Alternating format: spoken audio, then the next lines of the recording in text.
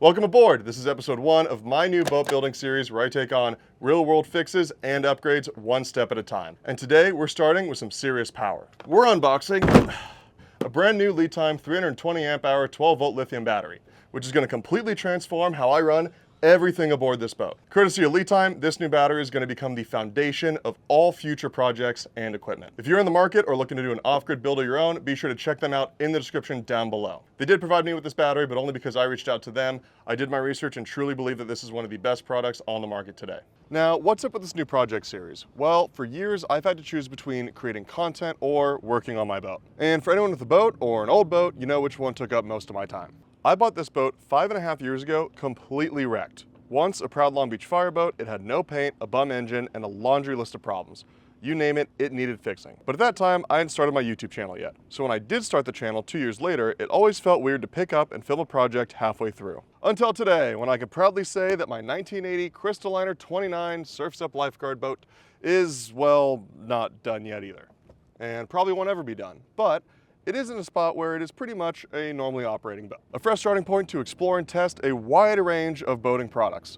My own little personal JakeSea test bed, which means that I can finally start looking into some upgrades, spend a little money on the finishing touches, and add some new tech. Overall, get to enjoy the work a little bit more instead of having to always fix everything.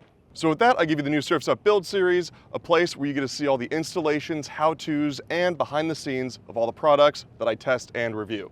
And first up on my list of projects is adding this LiTime 320 amp lithium battery to my boat. Ever since I did my review of the EcoFlow portable power station, I knew that lithium was the way to go on board.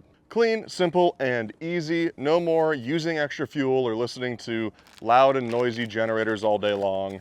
You just take the power from your alternator or from the sun and you store it in a light new battery. For the last 5 years, I've been using two 8D dual-purpose batteries to power the vessel. These batteries have been enough for me to start the engines, run the water pump, stereo, VHF, and some lights. Enough for what I have, but not enough for what I want. But now, thanks to this LiTime battery, I will be isolating all my electronics on their own 12-volt house battery system that'll have enough power to run every piece of equipment I could possibly want into the future. Because this one battery is lithium and not lead acid like the others, it'll produce almost double the amount of usable energy than the 8Ds can combined. 85% more power to be exact.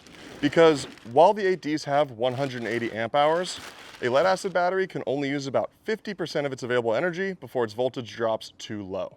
A lithium battery, however, can use just about all of its available energy reserves before the battery management system kicks in. So on top of being more powerful, it's also smarter. The LiTime battery has a built-in battery management system that tracks its temperature, voltage, and output.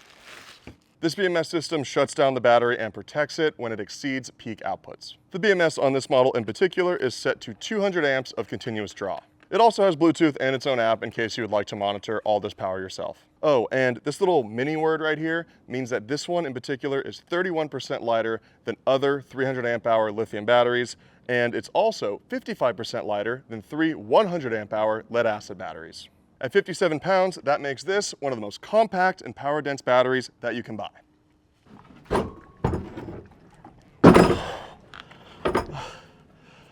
Which is good news for me because these 8Ds weigh 127 pounds each.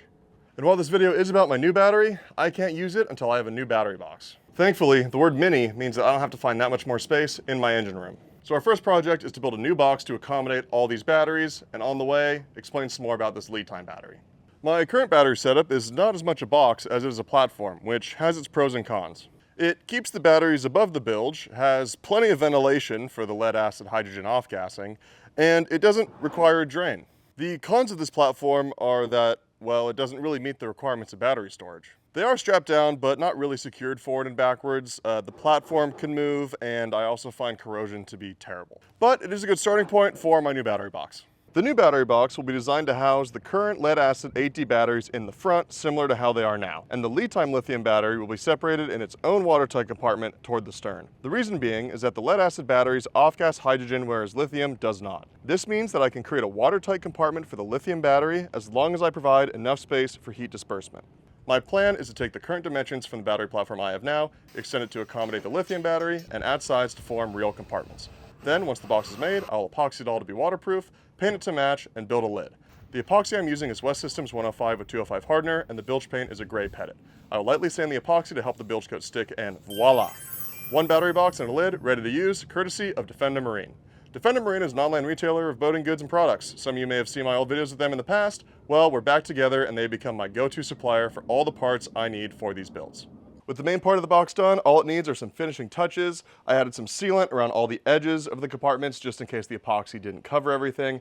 And I included these notches around the box so that the battery cables have a way in and out. The bigger lead acid side has a drain hole as well as some vents in the top of its lid to help with that off-gassing problem we spoke about earlier. Meanwhile, the lithium side is the total opposite and will actually have a weatherproof seal around the top of it to prevent any water intrusion. And with the lid being finished, the nature of my true genius can finally be seen. I'm sure many of you guys were wondering why I didn't just go buy a battery box. Well, this is why. I've always wanted my battery box to double as a platform. This way, I have a space above the bilge that I can perform any work that needs doing. As for the LiTime battery, it has a new safe home and it's ready to be connected to the boat. But connecting it to the charger here is going to have to wait until episode 2. Be sure to like and subscribe to keep up with the boat builds. I hope you guys enjoyed this one. A big thank you to LiTime for providing me with this awesome new battery, as well as Defender Marine for providing all the stuff I needed to make the battery box. They're my go-to supply store. You can check out both of them in the description down below. Thanks for watching. Be sure to check out episode 2 and smooth sailing.